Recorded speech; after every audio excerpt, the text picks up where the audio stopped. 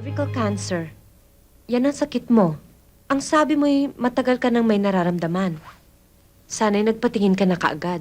May history ba ng cancer sa pamilya nyo? Ang nanay ko namatay sa cancer. Ano ang gagawin ko ngayon, doktora?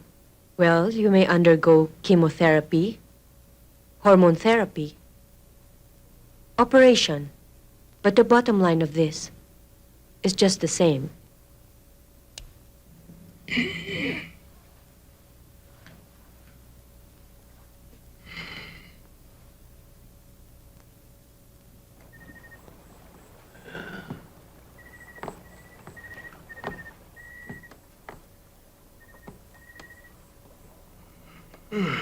Sandra? Bakit? Wala.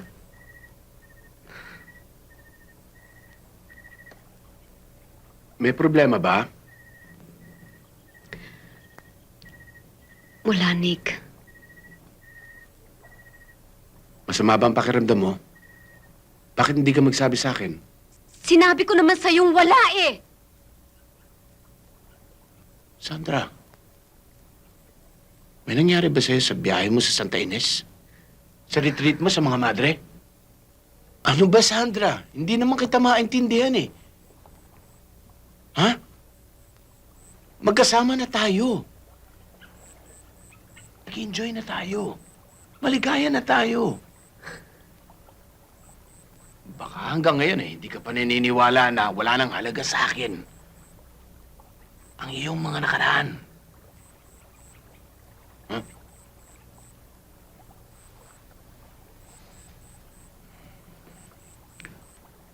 Oh, baka naman kasal ang problema mo. Ha?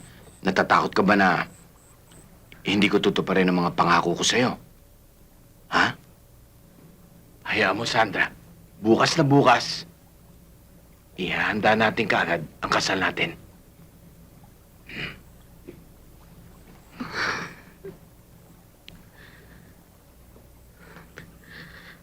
Mahal na mahal kita, Nick.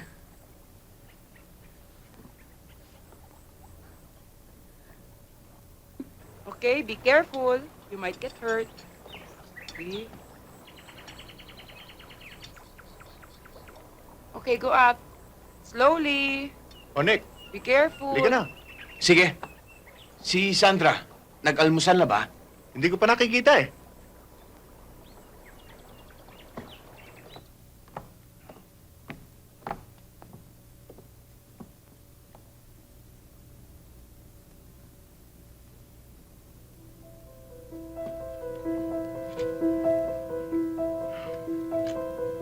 Dear Nick, I'm sorry I just have to leave.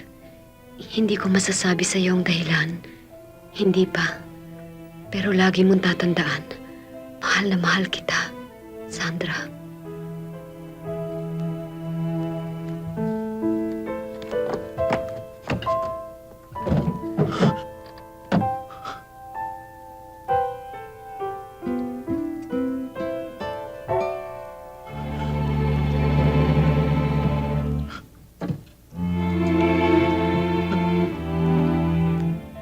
Mabait siya, Alex.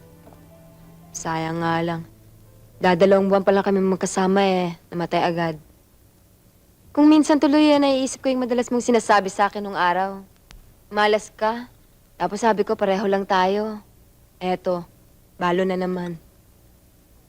Pero kung iisipin ko yung mga ari-ari ang naiwan niya, katulad nitong bahay na to, iniisip ko maswerte na rin ako. O mabuti dito mo naisipang magpunta sa San Rafael. Tahimik dito, tsaka mababait ang mga tao. Salamat po. Sa Tanya, pakipasok niyo na lang yung mga gamit niya sa loob. Oo. O, halika na. Matulog ka na. Huwag kang mag-alala, hindi kita pababayaan. Alex, bakit hindi mo na lang ipinagtapat kay Nick ang lahat? Tungkol sa pagdadalang tao mo, tsaka dyan sa sakit mo. Tutulungan ka nun. Mahal ko si Nick, Olga. Ayokong makita niya naghihirap ako dahil sa aking sakit. Ayokong makita ni Nick ang oras ng